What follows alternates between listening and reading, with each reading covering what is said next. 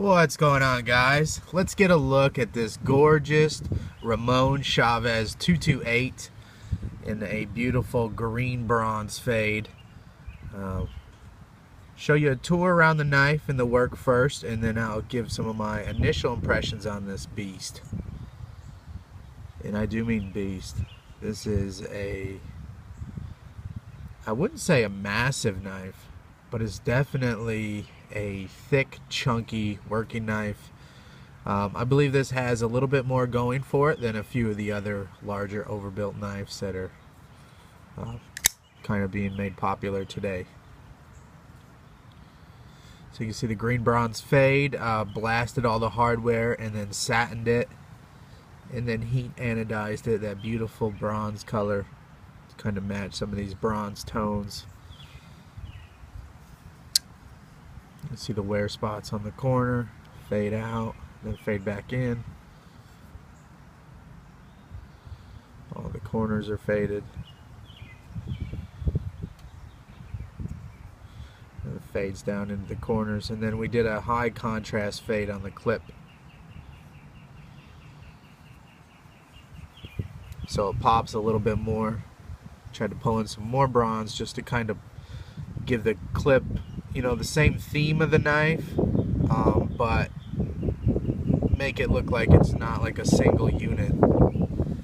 I don't know if that makes sense. I wanted it to contrast, and the owner did. So we brought in some more bronze here. But it still fits in the color tones that the whole knife is, if that makes sense. So if you know the Blade HQ mid-tech version, that's what this is, has the holes in it. It does not have that thumb ramp, so I cut that in there. We'll show the work off on that. I wanted to bring it as close as possible to that, but not quite intersect that line. And I wanted it to come down and match that line that they had here, right? And then I wanted it to not get so big it got too close to the hole and threw the proportions off. So that's what we come up with. It's a little bit more behind the stud, right where your thumb would need to guide up to hit that stud and let it fly.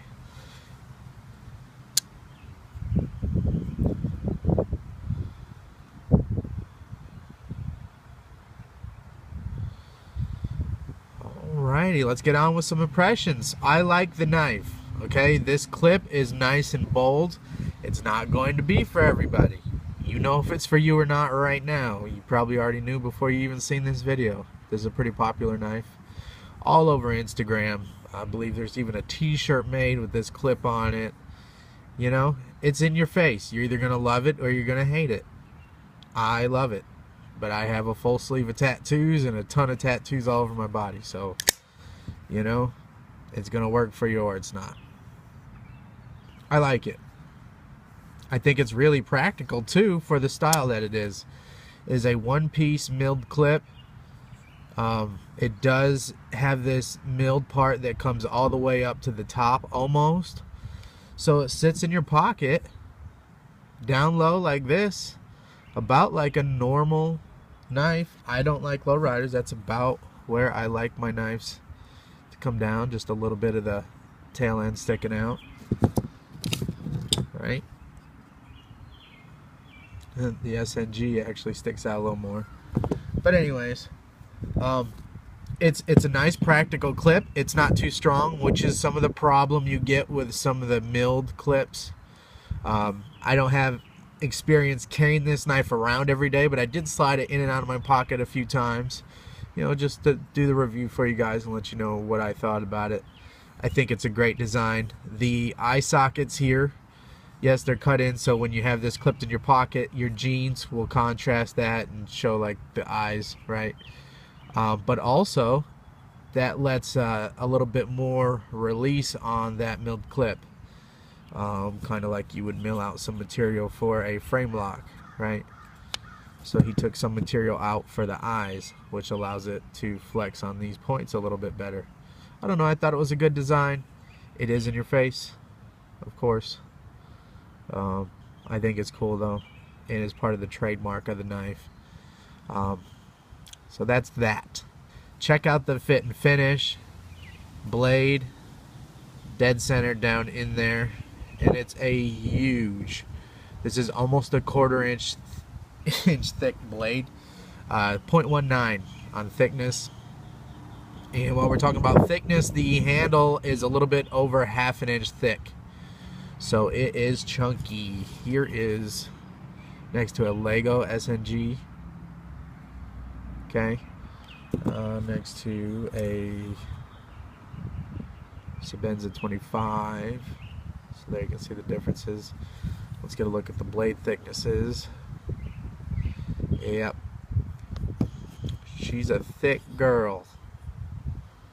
It's 228, and it has a hollow grind on the main bevel, so I think it's going to cut really well. Again, I didn't cut with this. This is just my impressions, but check this out.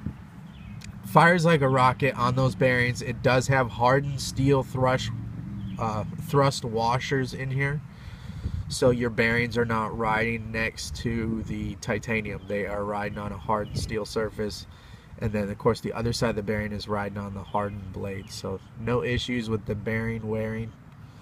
That rhymes. Bearing wearing. Check out the lockup.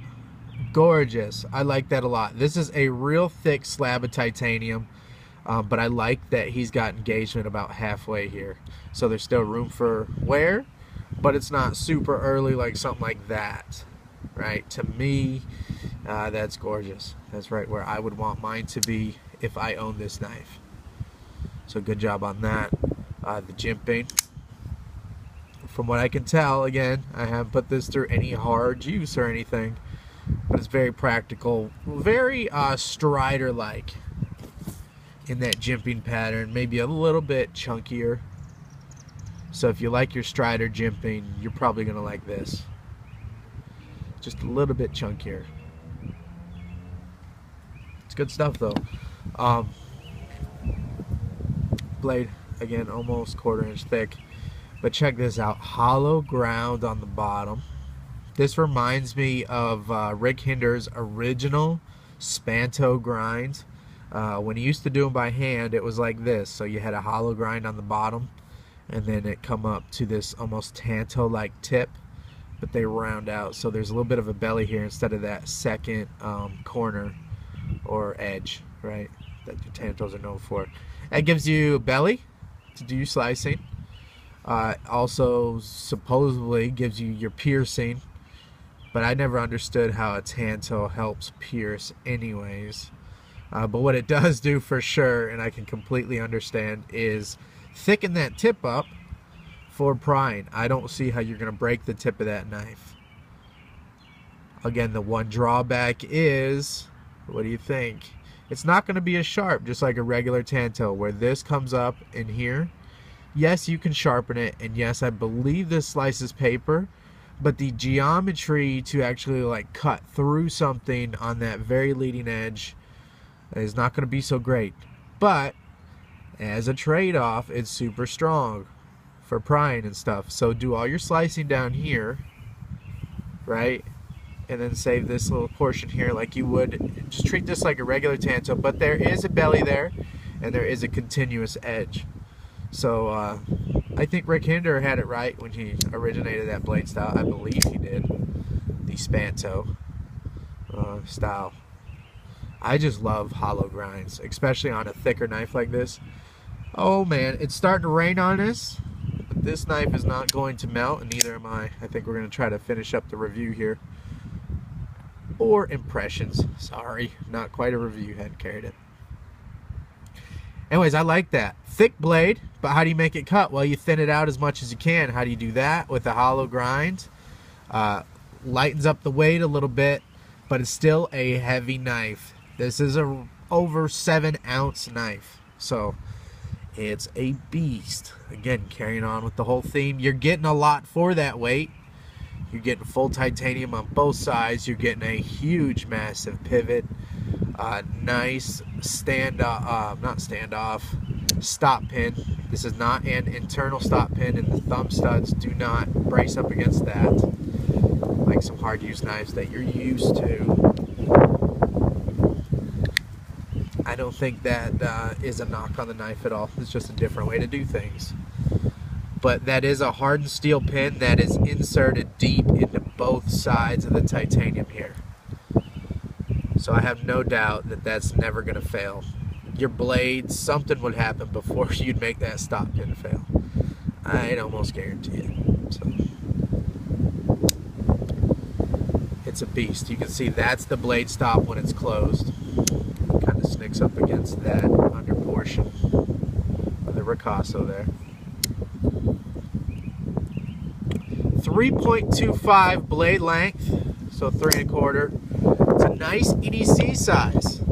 I don't do many of these large, thick, overbuilt knives now, but this one has me seriously wanting to get one. I know. It's cool though. You gotta hold it in your hand and realize that it's so thick. And I would, I'd love to find out if that hollow grind actually cuts as well as I think it would. I like hollow grinds. I like the way it's nice and tall here. Gives you a thick blade. You've got this portion stock thickness, and then it comes down to a nice hollow grind, which makes it nice and sharp. Good slicing geometry. This knife has great ergos. You can see he put the almost like a 45-degree chamfer all the way around it. So I don't see any hot spots, even with that large skull clip. Nice and rounded everywhere. I don't see any problems.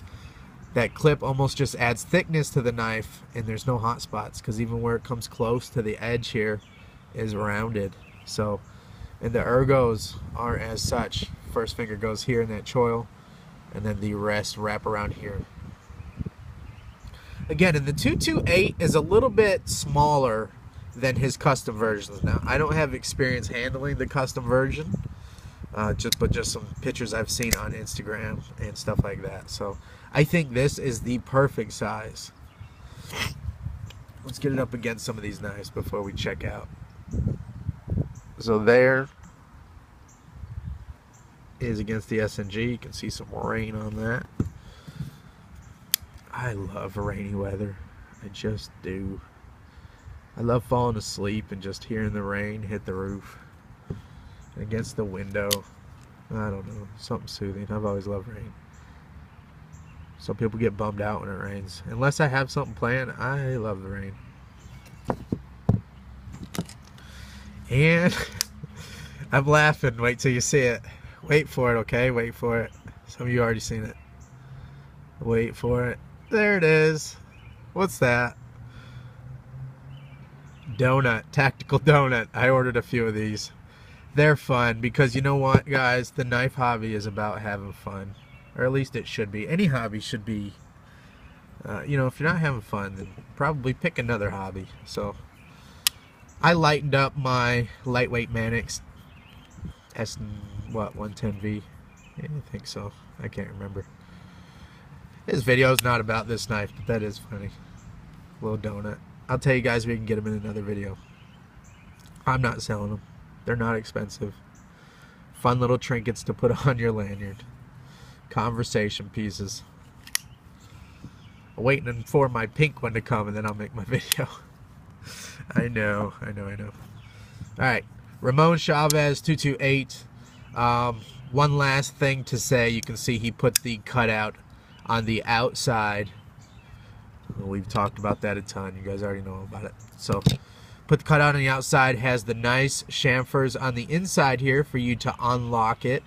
Being that this is a straight design here, there's no raised portion on that display scale for you to grab that lock bar.